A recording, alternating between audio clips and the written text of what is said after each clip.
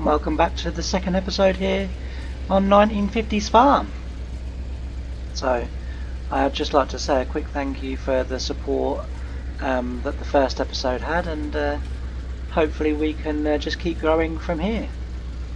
So as you can see, we've got the combining done, and we're now using the rower or the windrow to obviously make our rows ready for baling. I'm having to sort of kind of try and just fluff them up a bit because I can't actually see them in the field. The combine itself has kind of laid them a little bit thin, and they're a bit hard to see. I've sort of, I think, managed to find a couple, but yeah, it's been interesting. It's a bit better as we go further over, and there was also an issue. Way up, lass. And there was also an issue with the combine. I had to just leave the game and then reload it, and when I reloaded it, it had turned the chopper back on, even though it doesn't have a chopper. It had turned it, and so there is a big chunk of this field that's got no straw down whatsoever, but it doesn't matter too much. We haven't got animals, and we're just going to be providing the straw to a farm down the road. So you know, overall this time round it doesn't really matter too much, but moving forward we will be I will be keeping a much closer eye on that, because as I say, you know, we will be needing the straw, and we will be needing to do things a little bit more efficiently. But this straw is going to a neighbouring dairy farm, and so you know, what we can give them is more than enough, and they'll pay for the amount that we give. So we don't have a set amount that we have to give. They just pay us for what we can provide. But so yeah, it's looking good, and as I say, we're now I wonder, can I just stretch that out and then drag those two together? Let's hope so. I have to admit, I'm really enjoying doing the series, and I know we're only in the second episode, but it's the machinery I'm finding sort of fascinating. I've never really been into the classic machinery things. Always been sort of a modern day person, you know, sort of from really the late 90s into the 2000s, just because of how insane machinery kind of went. Now this is somewhere where, as you can tell by the texture, look, that this is where I lost the straw. So, and as I say, because we can join those two together, I think, and because the combine takes so little in the way of a breed, then it sort of lays the straw so thinly that it's very, very challenging in this longer stubble to see. So it means that the game is setting me a right old challenge here, which, you know, is all good fun. So we have that bit on that side that we've just seen. We've got a bit over here as well. You can again tell by the texture, which is the part where the straw chopper turned itself off, and then yeah, it sort of reset back to off or on, I suppose, as it's a straw chopper. And I had to sort of kind of, like, after a while I was thinking, I don't know, the straw's even thinner, I can't see anything now. At least I could see it a little bit before, but it turns out that as I say, that it had turned off. So let's try, if we can, and row these up as good as we can. It's just going to make baling slightly easier, that's all. There isn't a great deal here to do, but it will just make baling that touch easier if we can you know, see them. I mean, these ones actually don't look too bad. these rows here don't look too, but I can actually see them. Might not have to row these ones up. I don't know why, whether it's just how the lighting of the game works, and so I can see some and not others, I don't know. But as I say, we'll get these straightened up, we'll get it bailed, and then we've got another two here, look, so yeah, this is my headland, so we'll get these off, and then we will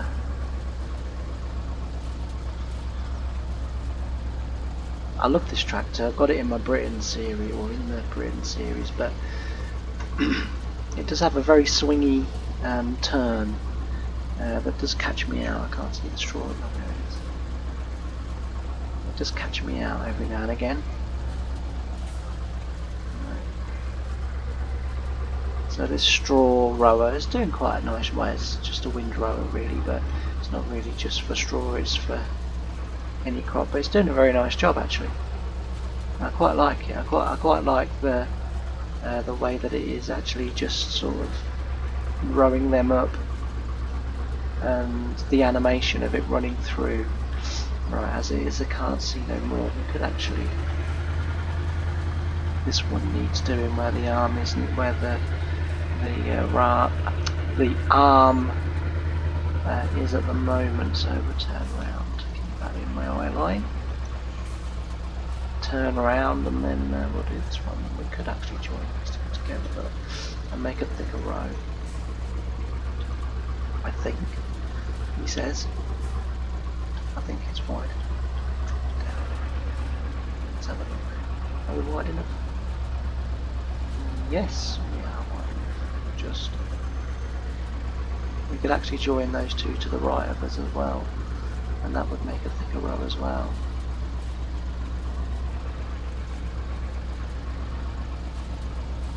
Like I say, I'm just doing this really to help with baling. It's just a tad too wide.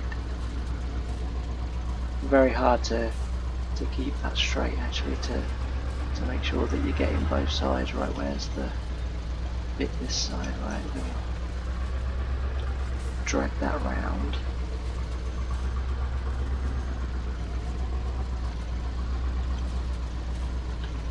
And we will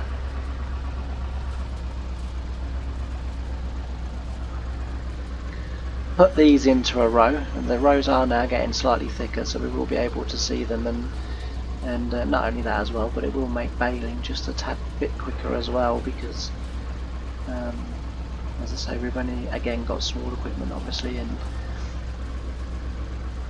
it's late in the year. I want to get this baled, and then once it's baled I want to get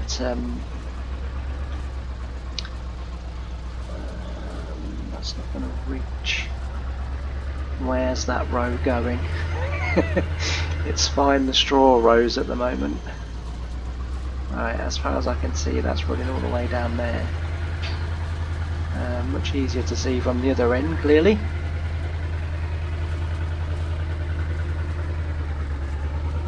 Right. Swing it round.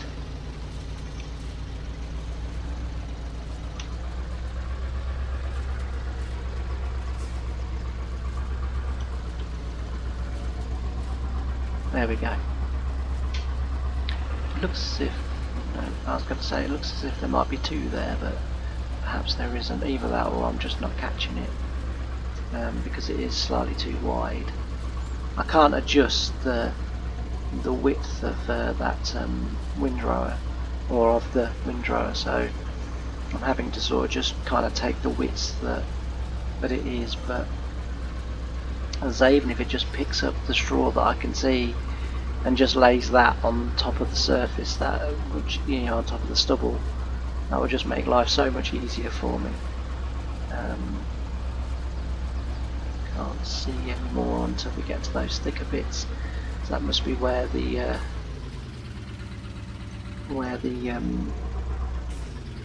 chopper kicked back in again. Yeah, some of these rows I have already joined up, but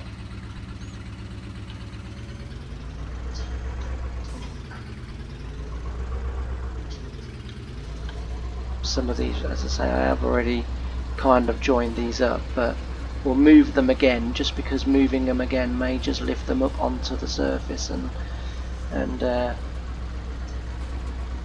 we'll be able to bale much easier. So yeah, so we want to get the baling done, and then once I get the baling in here done, then it's going to need winter ploughing. I don't know at the moment how I'm going to winter plough, because I can find a big heavy bottom plough, but I can't find one that will fit the tractors that I've got at the moment. So it just kind of means that at the moment I'm not sure how ploughing's going to go, but I will figure it out, and I will find a suitable, realistic way for 1950s of ploughing and getting the stubble turned in, because obviously we're new, according to the game, we're new to the farm, and we excuse me, we need to plough the land. Although, as I say, I haven't got precision farming on, but you know, it is still a requirement within the base game to plough the land, and to, you know, to make it ready for the next crop. I think in here for next year we're going to put soybeans in next year, and then the year after, or like when we get them off, we will then try and put in a lake field of like wheat or barley, or maybe even oats, and that's what we'll do for the plan sort of this year. So we'll get it winter ploughed, and then once it's winter weathered, it will have broken itself down quite enough for me to be able to drill into. The wheat's in storage, obviously. I haven't got a seed drill at the moment, and I have also noticed one slight little oversight from my part, which was in my plans it was kind of like, you know, first year, you know, bale the straw, you know, blah blah blah blah blah, take that to the dairy farm down the road, and then we'll go from there. And it was kind of like, I was rowing up, and I was thinking about the other tractor, the Farmall, and thinking, oh yeah, that's the tractor I'll use to pick the bales up. And when I reloaded the game and spawned in at the farm, I suddenly realised that the Farmall doesn't actually have a front loader. So we may be selling our wheat slightly earlier because we need a front loader. And the other little oversight that I've noticed is I don't have a seeder, so we're gonna have to find a seeder as well. I've got one in mind, so that's sort of not going to be too much of an issue. But and of course everything at the moment for us is going to be like super small. So, you know, we're going to have to, you know, things are going to take a time, but I won't do them all on camera. I won't do all of it on camera. There will be some bits that I will do off camera, but maybe start a job, you know, and kind of let, you know, sort of, so we get an episode of me starting the ploughing or the sowing or whatever, and then when we sort of come back next time in the video, you know, that job will be done and we'd have moved on to the next job. So I'm hoping next year, I mean obviously it's not going to happen now for this year because we're quite late in the year for getting sort of, you know, crops off and getting for hay and stuff. But I'm gonna put the word out over winter that we'll be looking to be doing hay contracts, so that next year when the spring and the summer and stuff come round, we'll have more work, and we can do some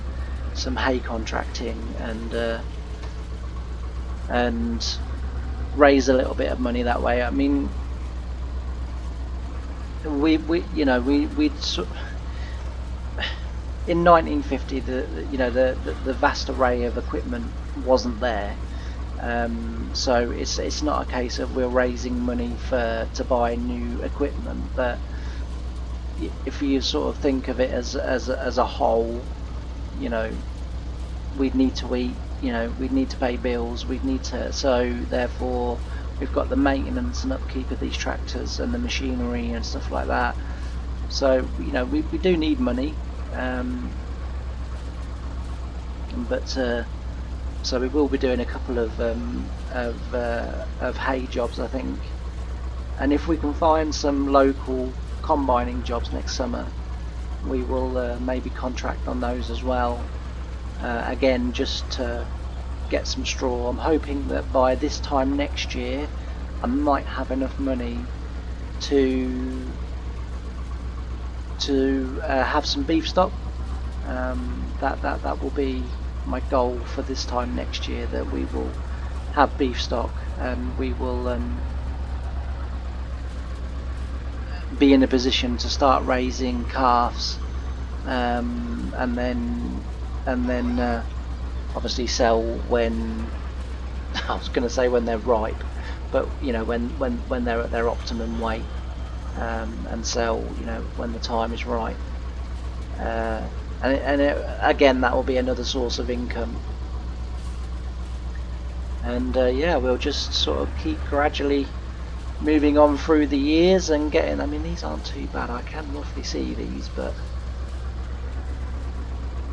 we will just again flip them up. I mean, you know, turning them over, it doesn't matter turning them over, because with the sun out and it being 18 degrees at the moment, with it being 18 degrees at the moment, you know, it will just help to dry any little damp bits that might be in it. So turning straw over, you know, really doesn't matter. I mean, sometimes I used to do it on the farm that I worked on. You know, we would go in and just sort of basically with you know, with a windrower similar to this, we would just roll it over into it, you know, into the sun. So not all the time, but just sometimes. So it's not going to hurt nothing. Just, as I say, rolling it into a bit better heat. But not only that as well, you're obviously getting the sun on the bottom of the straw pile, of the straw rows, because you're turning it over. Obviously, the sun can get to all of it then.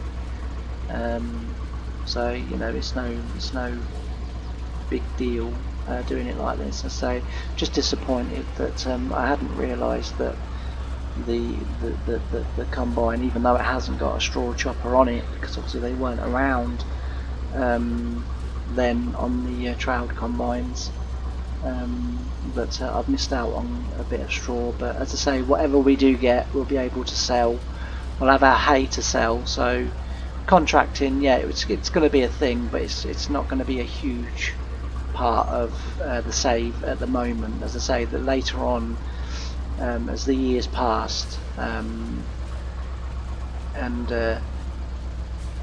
he developed the farm, contracting did become a thing, because a lot of the farms either grew and you couldn't find the employment to do the work, or it was a case of, and this is true for Britain as well, especially nowadays, more so, a lot of mid-range farms are finding it cheaper to hire contractors to do all of the work than it is to pay regular staff full-time all year round. I know when I was on my first farm, the head tractor driver there was retiring, and I had naturally said to the boss, I said, like, you know, will I be able to sort of, you know, step up and take his job? And he went, no, you're going to stay in the same role, and we're just going to get contractors in when we do the main work. And in the end, that was what persuaded me to, well, it was, I didn't like that idea, because as far as I was concerned, I'd been building up to to, you know, take over and do, you know, his job, and do his job, and then they bring in an apprentice to do my job, and you know, that's how it works, sort of thing. That's how it's always worked on that farm. And when I was sort of told, no, basically you're just going to carry on as you are, and we're going to get a contractor in to do, you know, the vast majority of the main farming work, then I kind of sort of thought, well, I didn't like that idea. And then I think it was the following spring, I was doing some ploughing one day, and the boss, or the farm manager of the firm that I moved to that spring, saw me ploughing and stopped on the end of the field, watched me for a bit, and then got out and introduced himself, and then said, you know, would you like to come and work for us? And I was like, kind of, well,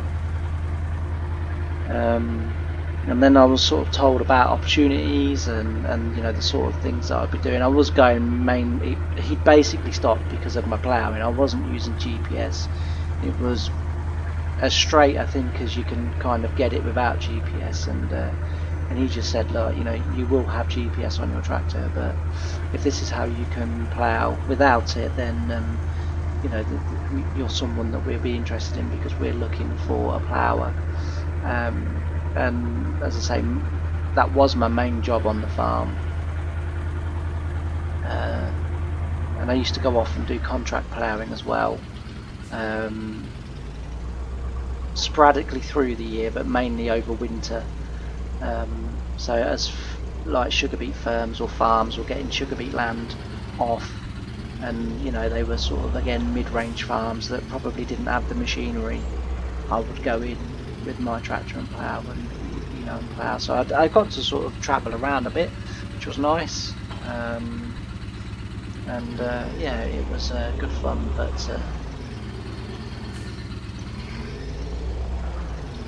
right, let's get this baled, or get some of the bales started, and then once we get the bales going a little bit,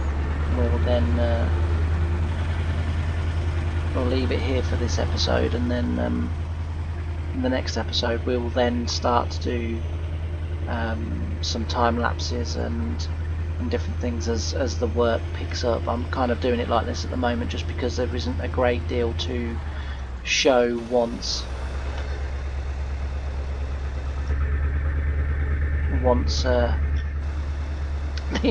you know, this is our only sort of field of work at the moment, so I'm kind of doing the videos a bit like this, just so we actually get to see some work and some farming, and appreciate the equipment, really. Like I said, I've never really been a fan of the like classic farming thing, machinery, but the one thing, why is that not? That should stop me. Why has that not stopped me? Oh. That's why. I was going to say, I usually do have that on just because it's one of those things with the round baler, isn't it? You just sort of happy sit here chatting away, or if I'm like sort of doing it, you know, not recording it, you know, sort of listening to my music, and then suddenly the baler's full and you've you know, travelled a good distance down the field, and sort of thought, well, you know, darn it, I should be looking at the fuel counter. Now that's interesting, because that actually should stop me.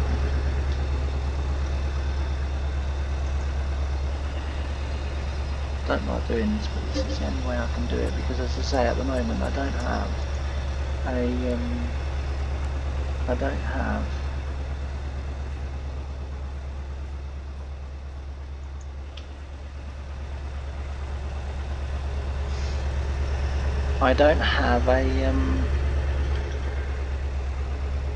a front loader, unfortunately. It's something that the farm needs to get as a matter of urgency, because otherwise I've got no way of getting these bales on and off a trailer. And the farm all that I've got, I deliberately chose because it was the model of farm all that did in the 1950s come with a front loader. So that's kind of why I went for that one. There is a John Deere A tractor as well that we could potentially use, because that too has a... Whoa. I'm not very good at looking at them. I'll have to go back and get them again, but yeah, we're going to have to keep an eye on that. But yeah, there is a John Deere, as I say, a model that's out that we could use for a front loader, but I'd kind of like to, just for now, keep it like this. As I say, the two tractors that we've got at the moment, I don't know whether the farm all is exactly the one that the farm had, but as I had to choose it because their one had a front loader, and the model that I've got is the only model on the game that comes with a front loader option. So that's kind of why I had to go for that one. But that's fine. Like I say, I want to be as realistic and as true to life as possible, but at the same time, I have to accept that it is a game, and not all things are going to be perfectly accurate or whatever. So there is a bit of, as I like to call, poetic license, or creative freedom, if you like. But I think we'll achieve a good 98% of what we want to do. There's only a few things I think that we might have to, as I say, just sort of not necessarily turn a blind eye to, but just allow our creative imaginations to run with it. But anyway, I'm going to leave this episode here. Thank you ever so much for watching. Thank you for all the support on episode 1 and your continued support on Britons. I mean, that series just continues to blow me away. It really is so very much appreciated, because I just didn't expect it in my wildest dreams. A lot of people, when I sort of said I'm going to do YouTube seriously, said, you do realise you've got many years of hard slog ahead of you, and it's about persevering, it's about not giving up. But my experience so far is just unreal, because the support that I've been shown and been given, not only for my Britain series, but also for the start of this series and my Homeworld series, has been incredible. So thank you all very much. If you are watching this video and you haven't subscribed, please do subscribe, hit that notification bell, leave any comments obviously in the comment section that you want to leave about things that maybe we could do in the future, or things about this particular save, and try and help me get to my target of 100 subscribers by the time the end of March comes. Thanks very much, and I'll see you in the next episode. Bye for now.